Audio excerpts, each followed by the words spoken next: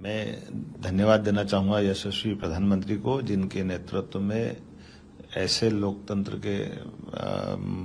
एक तरह से सेनानी, जिनके कारण से देश में उनकी एक खास छवि बनी और जो पूरे भारत के लिए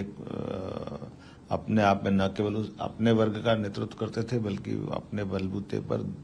भारत का मान बढ़ाने में जिनने बहुत बड़ी भूमिका निभाई, ऐसे चौधरी चरण सिंह जी, जिनने आपातकाल का डटकर विरोध किया, किसानों की लड़ाई लड़ी, उनका बेदाग जीवन उत्तर प्रदेश के किसानों के लिए आज भी वो सर्वहारा वर्ग के एक बड़े नेता के नाते से जाने जाते हैं। मैं यशस्वी प्रधानमंत्री को, चौधरी चरण सिंह जी को भारत रत्न देने की बधाई देता हूं और आभार भी मानता हूं माननीय मोदी जी का, जिनने अपने भारत रत्न देने में इतनी उदारता दिखाई कि वो जनता दल के नेता को भी भारत रत्न देने में उन्हें कोई गुरेज नहीं है। कांग्रेस के भी पूर्व अध्यक्षों की, जो पहले भी उनने महामना मदन मोहन मालवीय, जो कांग्रेस के तत्कालीन समय के राष्ट्रीय अध्यक्ष थे, उनको भी भारत रत्न दिया था। ये मोदी जी का बड़ा विजन है कि वो ऐसे अभी नरसिम्हा राव जी को जिस प्रकार से उनने भारत रत्न दिया है, हम सब जानते हैं कि नरसिम्हा राव जी के लेकर के कांग्रेस ने,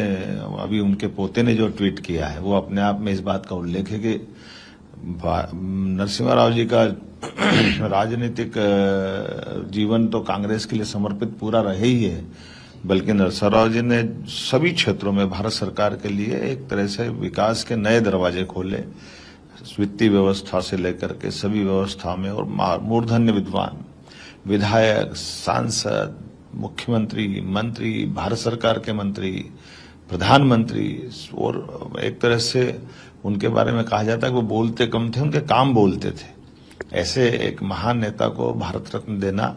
और स्वाभाविक रूप उनके पोते ने जो प्रतिक्रिया दी है कि कांग्रेस ने उनकी पार्टी में पूरे नरसिम्हा राव जी के पूरे योगदान को भुला दिया था। मैं धन्यवाद देना चाहूंगा मोदी जी को, जिनने नरसिम्हा राव जी को याद रखा।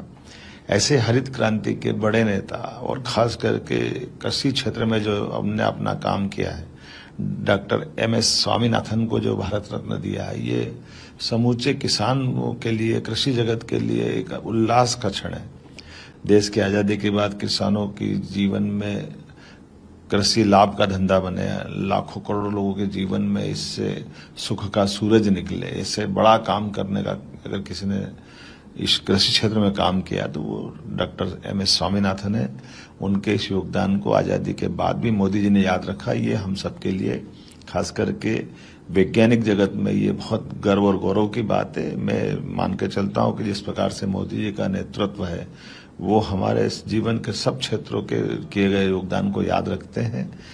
मैं उनके इस बड़े निर्णयों के लिए, तीनों निर्णयों के लिए, भारत रत्न के आधार पर माननीय नरसिम्हा राव जी का, माननीय चौधरी चरण सिंह जी का और डॉक्टर स्वामीनाथन का भारत रत्न देने पर मैं आभार व्यक्त करता हूँ। मुझे इस बात की प्रसन्नता है कि मोदी जी ने 2014 के बाद से लेकर आज तक जो सरकार चलाई है और भारत रत्न देने की जो उनने उदारता दिखाई है, और एक एक व्यक्ति को ढूंढ ढूंढ करके उनने जिस ढंग से उनका सम्मान किया, ये लोकतंत्र को मजबूत करने का, सच्चे अर्थ में अमृतकाल को सार्थक करने का मौका है। दुनिया के सबसे बड़े लोकतंत्र की जननी अब भारत हुई है। ऐसे में भारत का परिपक्व लोकतंत्र का एक नजारा दिख रहा है। कर्पूरी ठाकुर बिहार के सर्वहारा वर्ग के, खासकर पिछड़े दलित वर्ग से लोगों को जिस प्रकार से उन्होंने सुचिता से जीवन जिया है, सब लोगों के लिए काम किया है, और शिक्षा के क्षेत्र में उनका जो योगदान था, ऐसे कर्पूरी ठाकुर जी को याद किया है। मोरारजी देसाई और बाकी लोगों की बात तो हमने सबने देखी है, लेकिन वर्तमान में लालकृष्ण आडवाणी जी को याद रखना, ये नरेंद्र मोदी जी का बहुत बड़ा हृदय है। माननीय यशस्वी प्रधानमंत्री की दीर्घायु हो, जिन्होंने लालकृष्ण आडवाणी जी के लिए एक अपने देश के अंदर ही विस्थापित या शरणार्थी के रूप में आने वाले एक व्यक्तित्व को अपने विविध प्रकार के दायित्व के पत्रकार के रूप में, समाज सेवी के रूप में और राजनेता के रूप में, और ऐसे व्यक्तित्व को जिनने भगवान राम के उस सांस्कृतिक अनुष्ठान के एक आंदोलन का नेतृत्व किया, देश में एक जागृति लाए, वैसे लाल कृष्ण आडवाणी जी को भी भारत रत्न देकर के गौरवान्वित किया है। मैं माननीय मोदी जी का आभार मानता हूं और ये उन लोगों को जवाब भी है जिनने अपने रहते अपने आप को भारत रत्न दिलवा दिया।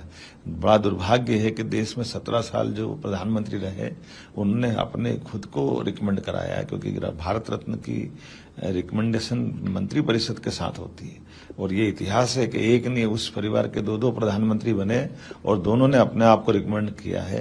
ये बड़ा उन सब के लिए आज एक तरह से